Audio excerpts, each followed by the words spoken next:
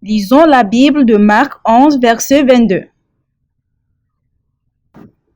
Jésus prit la parole et leur dit: Ayez foi en Dieu. Ayez foi en Dieu, c'est une instruction. Il dit juste: Ayez foi en Dieu. Allons au verset 23.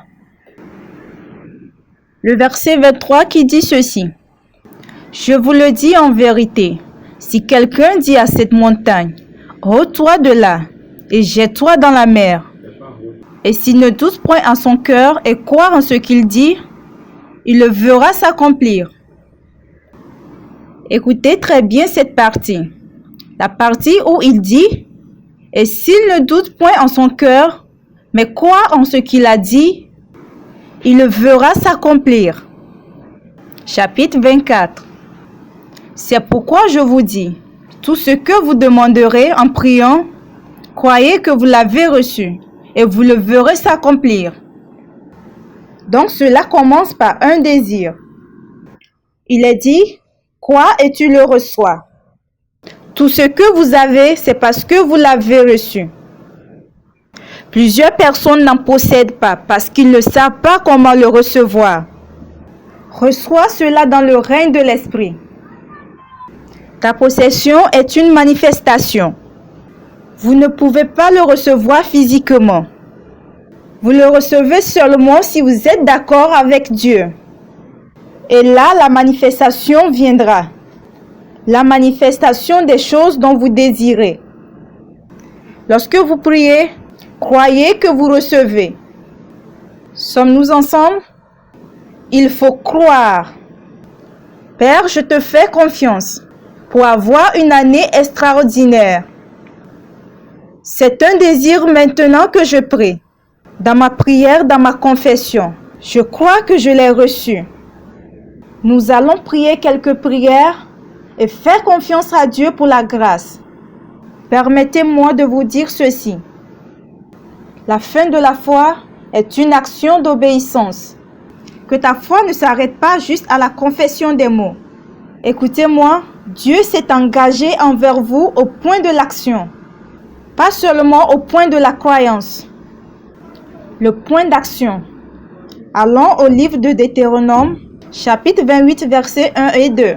Si tu obéis à la voix de l'Éternel ton Dieu, en observant et en mettant en pratique tous ces commandements que je te prescris aujourd'hui, l'Éternel ton Dieu te donnera la supériorité sur toutes les nations de la terre.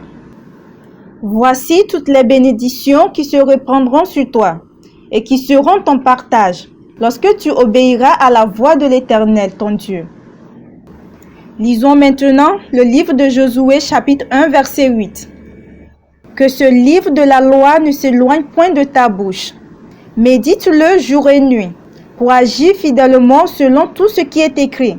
Car c'est alors que tu auras du succès dans tes entreprises. C'est alors que tu réussiras. Relisons encore la partie où il dit « pour agir fidèlement, selon tout ce qui est écrit ». Lorsque vous méditez sur les Écritures, savez-vous, votre méditation n'est pas complète.